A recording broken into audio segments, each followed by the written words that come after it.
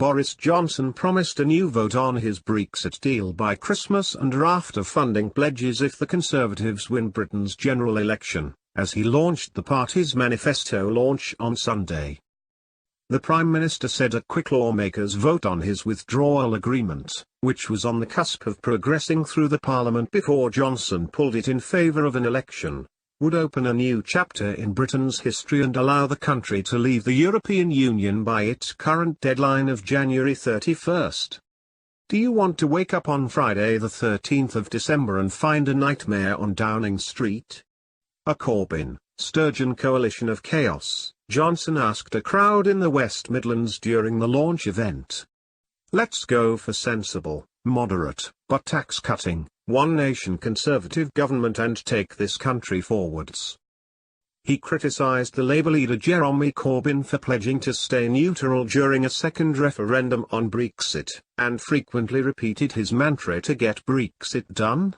But the opposition party warned his plan entails years of further trade negotiations with the EU and the United States. Johnson also announced a triple lock on income tax, national insurance and VAT rates, alongside pledges for 20,000 new police officers and 50,000 extra nurses, an extra £1 billion for social care and an Australian-style points-based immigration system.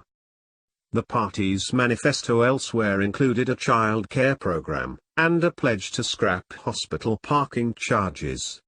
A £2 billion plan to fill potholes around the country is also promised, in a document Johnson hopes will help pave the road towards Downing Street.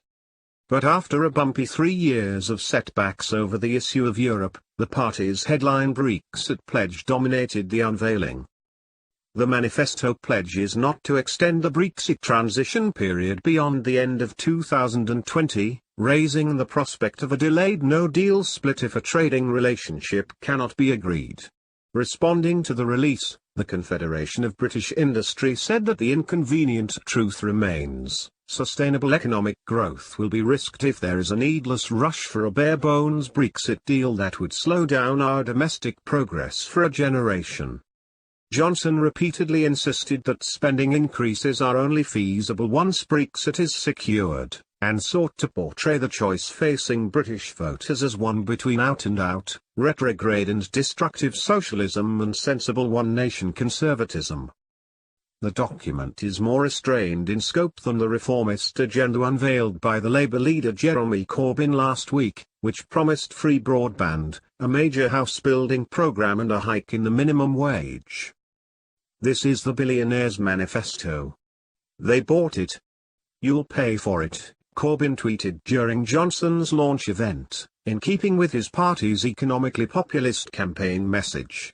Earlier in the day, Labour announced a plan to pay compensation to millions of women born in the 1950s who missed out on state pension payouts when David Cameron's government changed the pension age.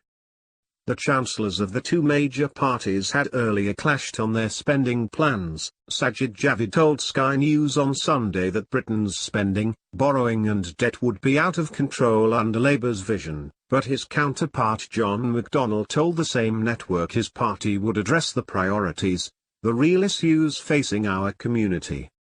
The Prime Minister's party is enjoying a healthy lead in opinion polls, though the range of predicted vote shares suggests a hung parliament remains a possibility. His newly proposed timetable to pass the withdrawal agreement would leave a matter of days between the election and Parliament's break for Christmas.